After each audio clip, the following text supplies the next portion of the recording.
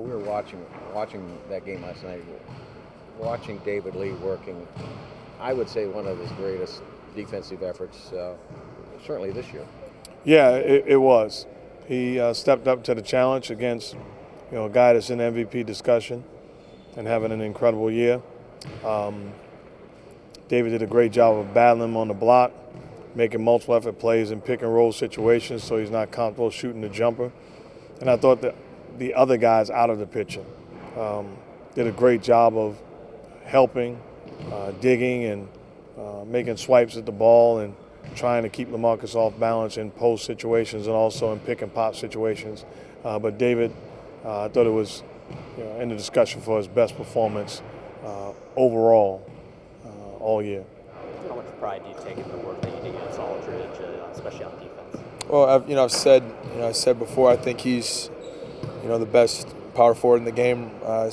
This year, I think he's proven that with his consistency, how well he's played. So I have a lot of respect for his game. I think that respect goes both ways. And I just tried to force him into tough shots and be physical with him before the catch, and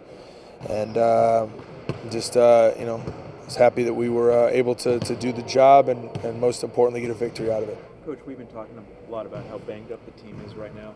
Are we going to see adjustments to your rotation because the starters are a little dinged up?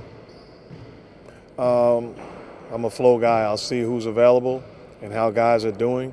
I'll be in constant contact with my guys during the course of the game and make sure that they're fresh and stay fresh. So the job of the guys on the bench is to stay ready, stay prepared, and when called upon, go out and take care of business, and they've done that.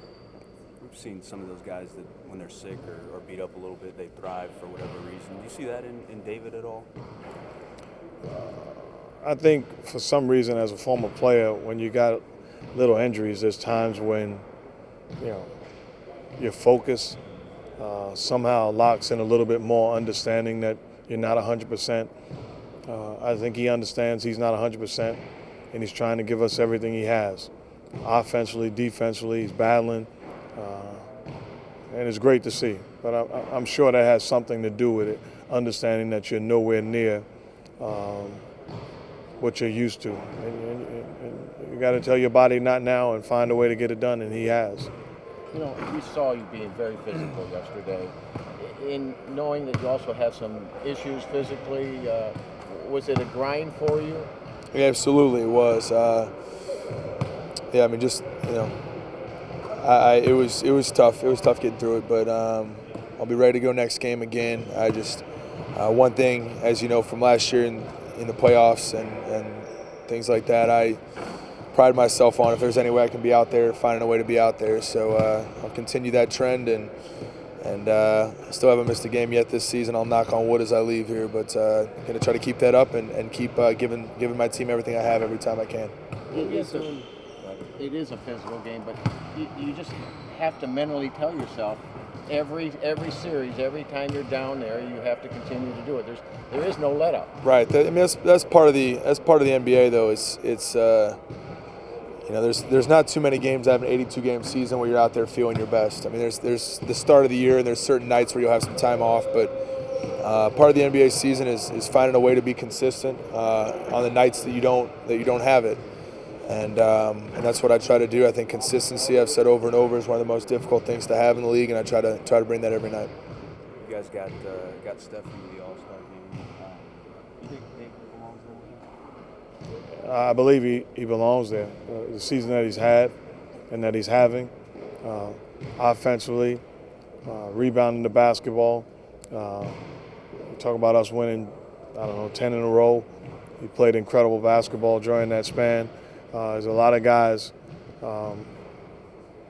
that are in the discussion, but he's certainly a guy that I believe should be there. It's teasing him. The problem with him is that he doesn't spike. He's almost always that, he's that double guy every week, every night, and he doesn't, hit the 62-point game. He doesn't hit those spike marks, but he's just maybe too consistent to be noticed. I don't think so. I mean, let's not forget he was in the All-Star game last year, and that was the coaches that voted him in. So they definitely notice what he's doing on a nightly basis for this basketball team. and at the power forward position in this league. So I don't think people take him for granted. I think it's a loaded position when you're talking about frontline guys, and it makes it tough selecting who you think should be there. What emotions do you have going into Thursday's reserves and announcement? What emotions? I'd really like to make it. It's something that you work hard to help your team win games, and so you hope when the coaches vote that they vote for guys that are on winning teams. And I know I've been frustrated in the past when I was in New York, especially a couple years where statistically I had the numbers, but was on a losing team, and I understood that. So hopefully it'll work in my favor the other direction. But it's not gonna be a big disappointment if I don't make it. I'll because I have much bigger goals for the season than anything individual. But it would be exciting to be there along with my teammate Steph and to represent the Warriors. That'd be a great honor. You know, your problem is you're too consistent. You don't have those freak nights. You know, you just do double every night, and people just start thinking, well, that's just a David Lee normal everyday game. Well, I appreciate that. I guess I'll try to keep that up. I'll try to continue to be unimpressive.